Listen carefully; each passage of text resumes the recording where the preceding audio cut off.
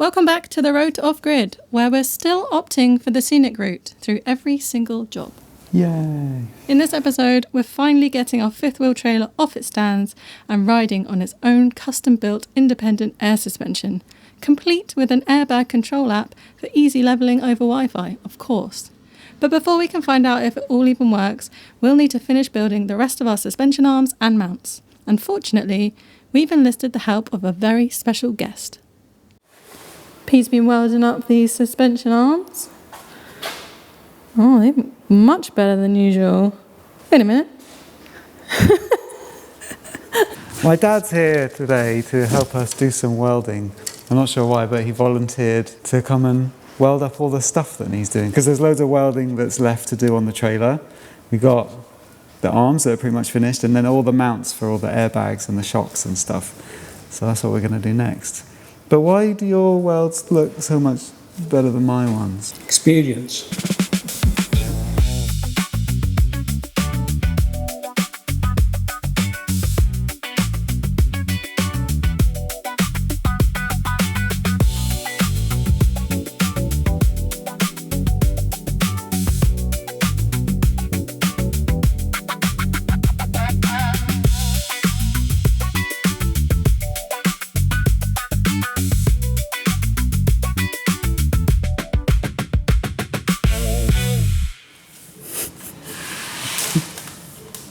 Tell your mother I was sweeping up. Why? She'll have me doing it all. Dad's finished grinding this one up. It looks really good. What do you think of it? It's okay. I mean, there's some lack of gas in a couple of places. Oh, that might have been me when I tacked it together. Well, you've got 3 more to do. I thought you'd done your 2. Well, they are done, but they don't look as good as this one. Maybe you could polish mine up a bit. I'll enjoy that. Yeah, this is my one. I think the difference is Dad takes a bit more time. It's a bit more time. Yeah, you do. Yeah. Yeah.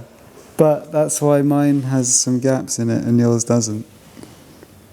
And why yours is ground up looking really nice and mine hasn't. When you grind this, Yeah. grind it flat like that all the way along and just nip off the edge of the weld and do that on all of it and then turn it over and then do the other edge flat Yeah, okay. and then you can just get the nice See, little I was curve. trying to like run it back and forth and like smooth Yeah, it like no, that. no, don't do it all flat first. I'll give you a quick demo.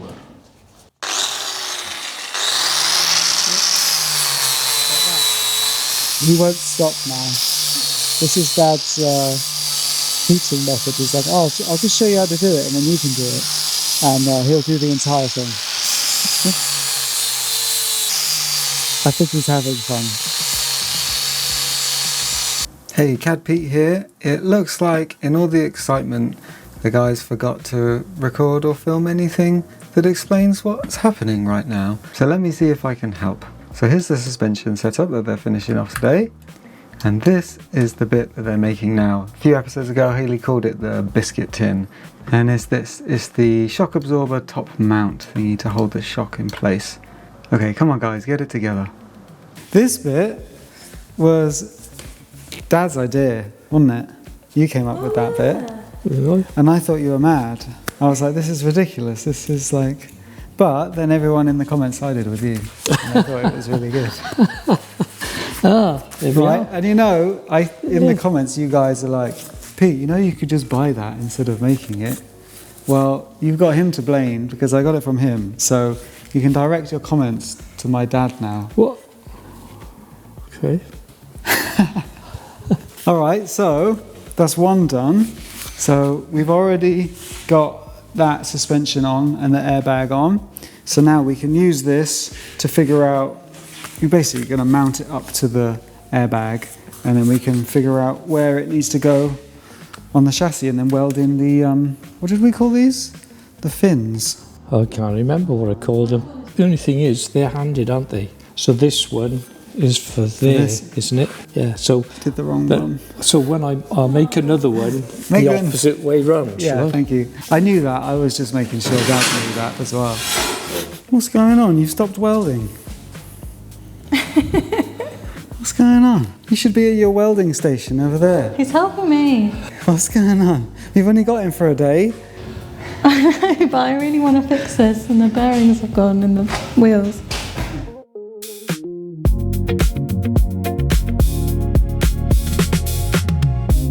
All right, Dad's gone home now, which means I had to finish up grinding the last arm, but that's done. I'm really grateful that Dad decided to come down and spend the day doing stuff I really didn't want to do, so that worked out quite well. So next we have to attach the mounts that hold the airbag and the shock absorber.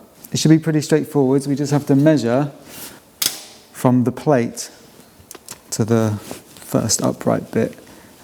Just do it the same as on the other side and do that 3 more times, and hopefully they'll all turn out the same.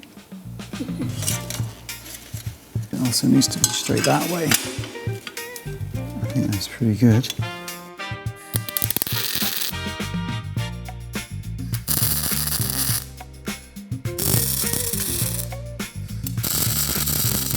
So now we measure from this one to figure out where this one needs to be. But it gets a little bit tricky. Oh, actually, I think we've gotten lucky here. This one can just go in. Some of them, depending on where the diagonal is in the truss, are going to have to get cut to fit in, similar to the other side. But I think we got lucky here, and that will just go in there. Cool. Pretty happy with that. Now we can put this in, and it'll go something like that. And then 2 more. Yay! So that's all the airbag and shock absorber mounts welded to the chassis. Some of these brackets line up with a diagonal in one of the trusses.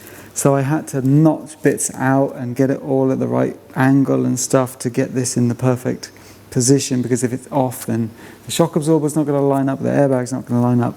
So it took a lot of doing, but they're fully in, and yeah, I'm very, very pleased it's done. I think they look really cool as well. So now that they're in, we can fit the suspension arms and the shock absorbers and the airbags.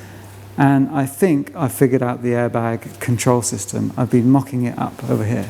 You may remember this thing from a few episodes ago where we put all the valves and stuff together that's going to control the airbags. I've printed this top faceplate thing for it. So there's going to be all the buttons to control each bag, but also all of them together, which is pretty cool. And I was saying how I wanted to make the suspension controllable over the Wi-Fi, and I think I've done it. I'll show you all in a bit it working properly, but I've made a little app. So if I push this button, the airbag should inflate. Very pleased with it. I want to see it working on the trailer. Okay, right. Let's go put the suspension back on. Here we go.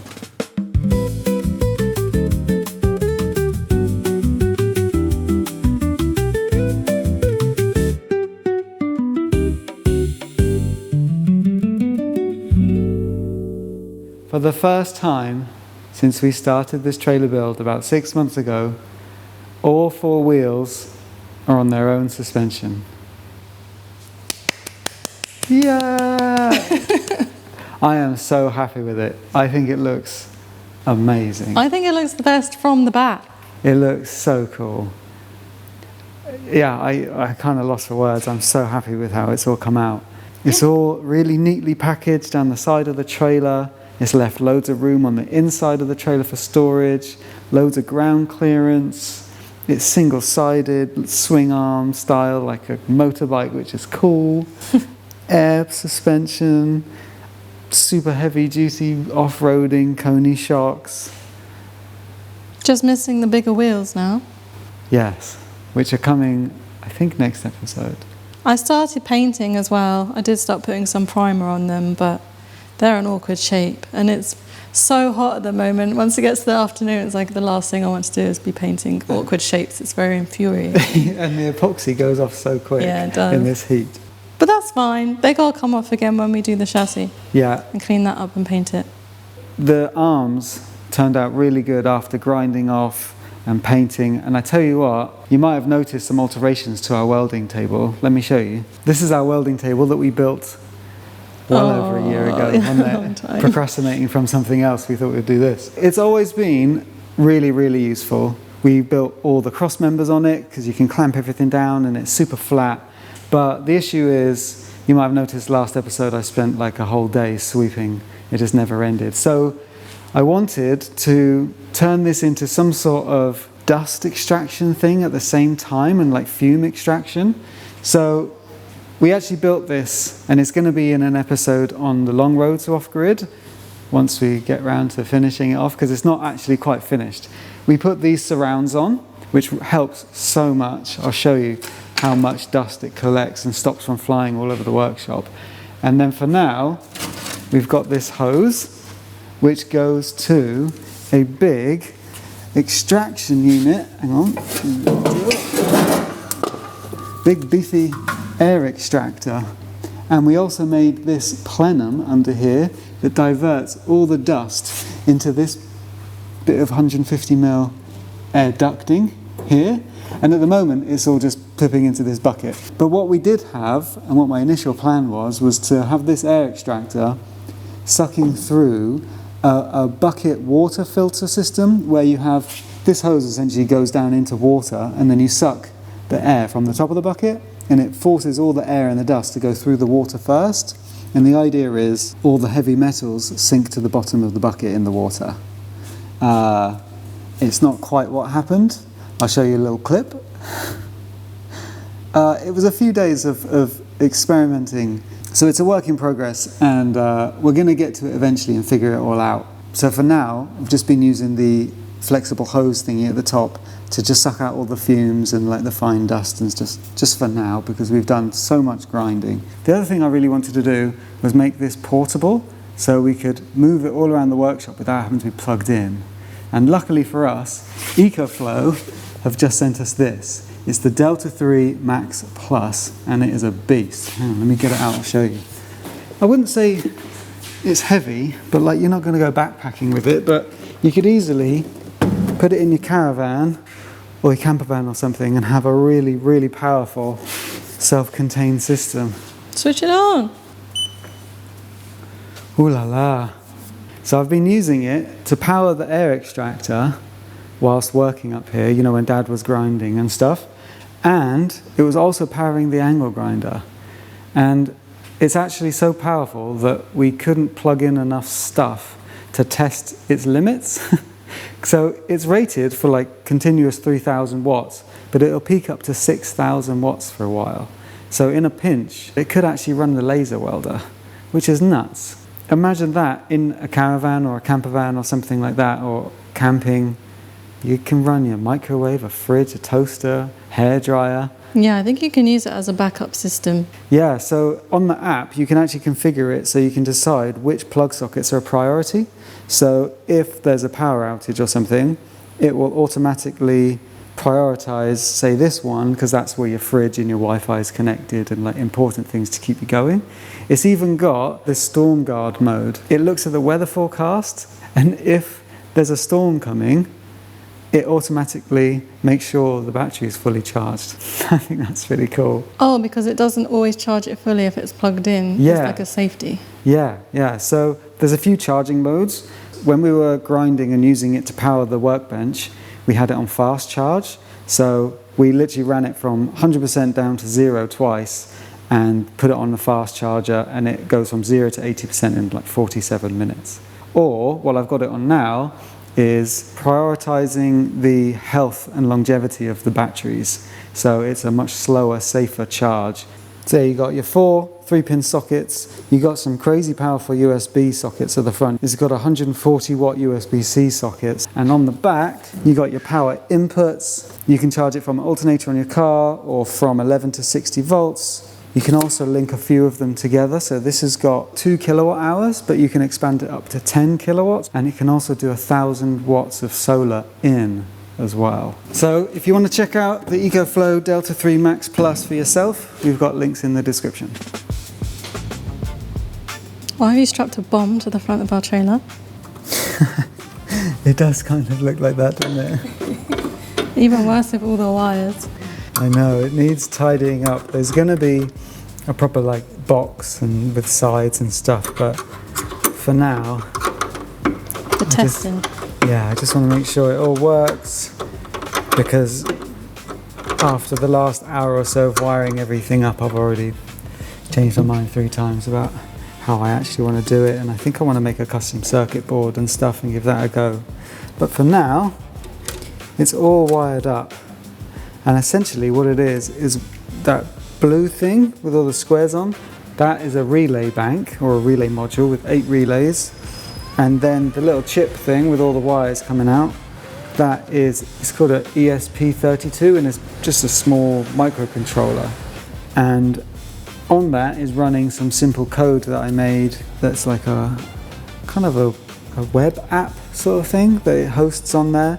And there's just some graphics that show each airbag, and I've made it so that you can individually adjust each airbag, and also all the right side and all the left side, or all of them up and down at the same time. So now each one of these buttons triggers a different relay on that relay board, which sends a signal to the relay on each solenoid. We got up and down, or inflate and deflate. So all that's left is to plumb it all together, I suppose. Haley's put the air compressor in and wired it up to the battery. Tiny compressor. I know, I'm not sure if it's actually going to have enough capacity to do all the bags. You might have to do it in a few goes. I feel like most of our channel is standing back while air goes into suspension. It has happened a lot. How fast are these going to go? I don't know. It's split between 4 bags, so I'm thinking it'll be quite slow. And the air compressor is not very powerful, so I think it might not even be able to inflate them all in one go anyway. Would you like to do the honours and push the button? All of them? Do the all up button.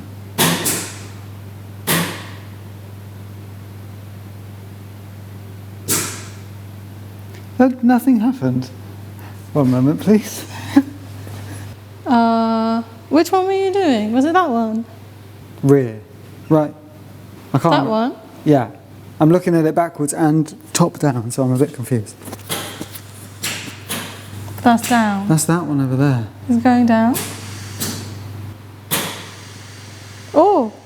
Oh, they're going down. Are they all backwards? They might be on backwards. Yeah, that's going down, but you've got it set to up. Okay, well that's an easy fix. Okay, let's try and put air in all of them at once, see what happens. Yeah, there you go. It's doing it! And then back down. Well, it's a lot less scary and abrupt Yeah. than Moose's airbags. That's good. That's good. That's what we want. Why are they on backwards? I don't know what's happened there when I wired it all up fully. May have had it. It's okay. It's just we just up is down, down is up. It's fine. Okay, we'll try again. Now I know what's wrong. All the gauges are at 0, so there's no pressure in any of the bags. And now let's try and lift everything up in one go. You ready?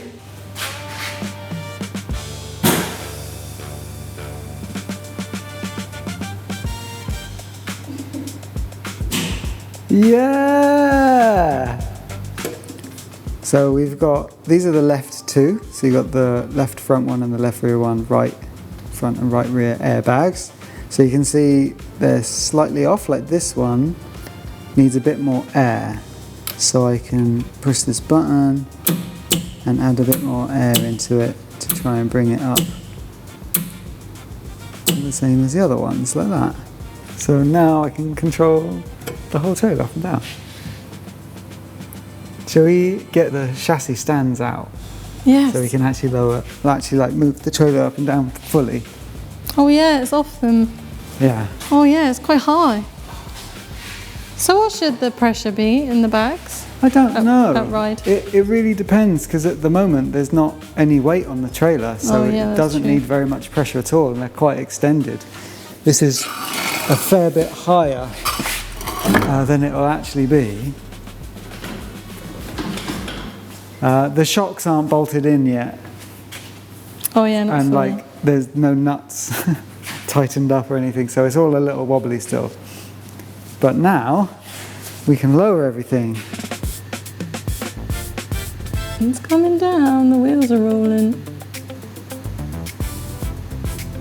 It's very graceful, isn't it?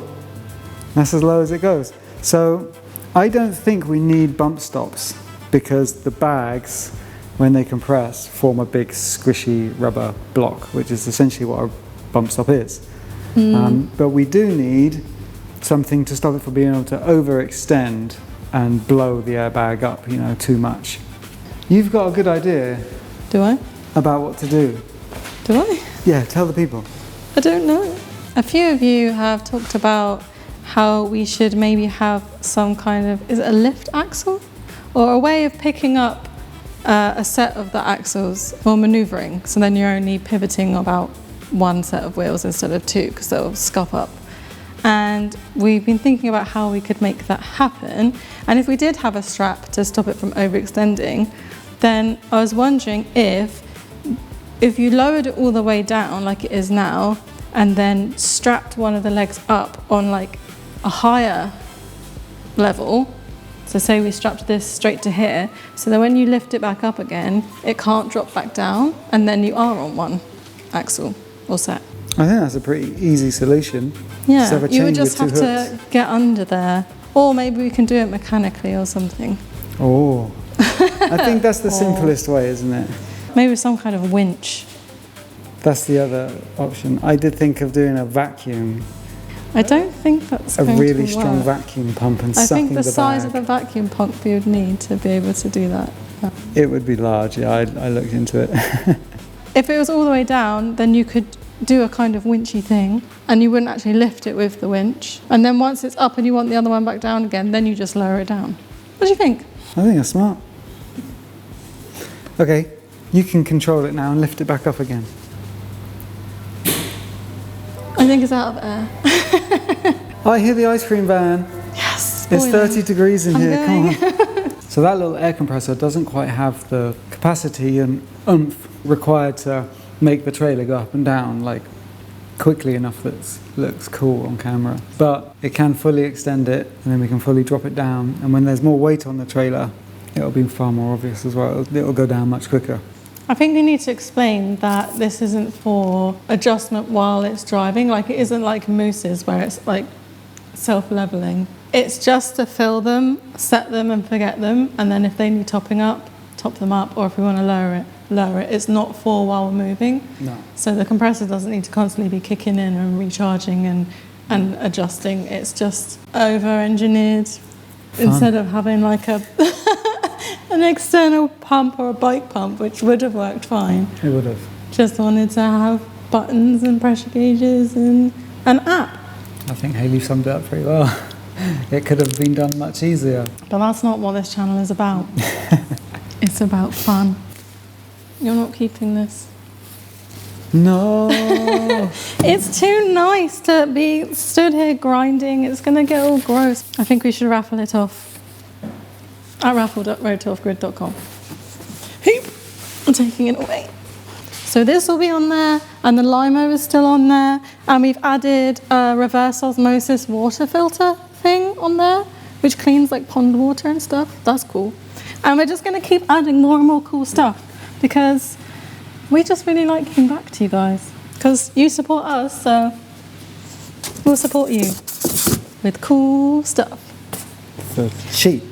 It's all part of a master plan where we build the community, we get given cool stuff, we pass on the cool stuff, and then proceeds from the raffles and the giveaways and things just goes all back into Road to Off Grid anyway. It's going to be like an organic machine that just self-feeds itself. I don't know how to explain it. I like it.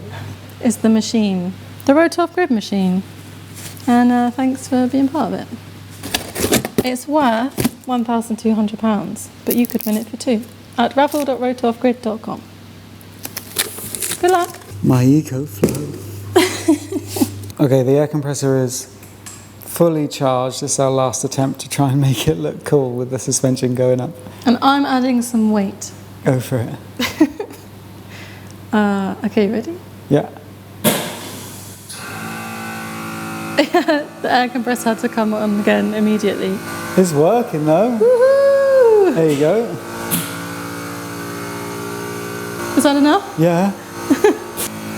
So I think that's it, like fully extended.